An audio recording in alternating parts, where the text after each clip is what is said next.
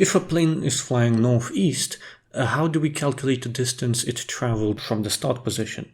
Well, you might be familiar with this relationship. You don't add up the east-west distances, rather the squares of those distances. So if you traveled 4 intervals east and 3 intervals north, the total distance traveled is 5. What if we traveled equal distance north and east? Well, then the total distance traveled is 1 and a bit the distance traveled just eastwards. We can use finer interval if we want to get a better measurement. There's a limit on how far we could subdivide a physical ruler.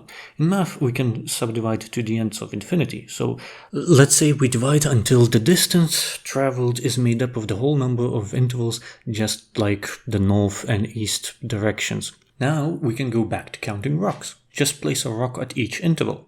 We have a row of rocks, and if we duplicate this row for each rock in it, we get a square. We know that these two A squares combined have as many rocks as this B square. The question is, what is the smallest number of rocks that the edge of the B square could be made of?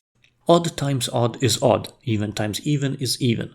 That must mean that the edge of this square has to be made of an even number of rocks, because the total square can be split into two equal piles. If we can split the edge of B into 2, then we find that square A is made up of 2/4 of the square B. But square B is the smallest possible square that can be made by adding 2 equal squares. How did we find a smaller one? Maths isn't just counting rocks. It doesn't have to have physical analogs. It just cannot contradict itself. Something can't be both smallest and not, both even and odd, which is true for all the numbers we used so far. However, in maths we can invent a new number that's both odd and even. We could imagine that the smallest B square has an edge length so long that the number of rocks is endlessly big, and an endlessly big number divided by any number is still endlessly big. At the same time, a number that cannot be interacted with is not very interesting. Instead, if we say the edge of the square A is 1, the edge length of square B is square root of 2. This number can be added and divided, manipulated exactly the same as any other number. Given another number, we can tell whether it's bigger or smaller than square root of 2. However, we don't know the exact value of square root of 2. We can't write it down because the number of digits is unendingly big.